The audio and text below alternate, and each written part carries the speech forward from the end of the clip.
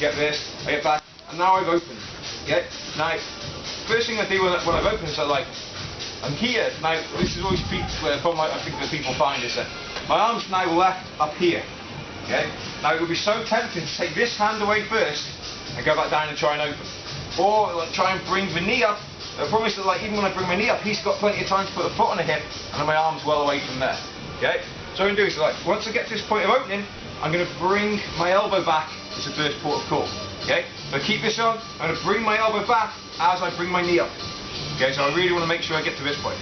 Now Dave's going to bring his legs back because he feels that I'm going to start passing, so he starts bringing his knees to his chest like you should. This is when I'm going to go in for my double underpass. Okay?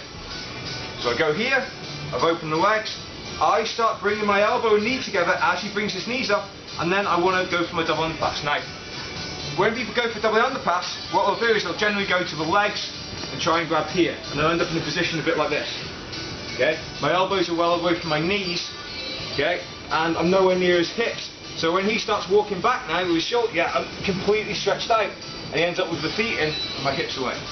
So what I want you to think about is for this initial point, is I've opened his legs, got to here, I bring this back.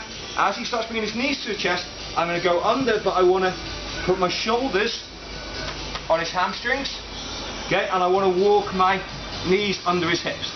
If I do these two things, this is going to be much easier. If he wants to try and walk back now, even without a decent grip on him, now I'm good. If can get this all the way through, much easier, okay? I'm not going to lean forward or anything yet, I just want to get my knees underneath his hips and get this to here.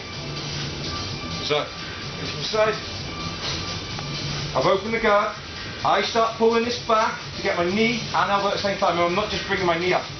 Knee and elbow at the same time, so let it go. He starts bringing this back, shoulders, knees. Okay? Do them separately, you'll do it at the same time eventually, but I want shoulders to the hamstrings, I want to crowd the hamstrings, and I want my knees underneath. Okay? What he's doing is, as he brings his knees to his chest, he makes a lovely little gap for me to shove my knees under. Okay? So if he doesn't bring his knees to his chest, now I'm just going to go straight through. Okay? And so pretty much no one will let you have that opportunity when you go. So I've opened, got my hands here, okay? This back, as he brings his knees to his chest, shoulders, knees. Don't lean forwards because I want to get out of base. I want to bring my shoulders and then walk my knees underneath. Always trying to get my hands together straight away if I can.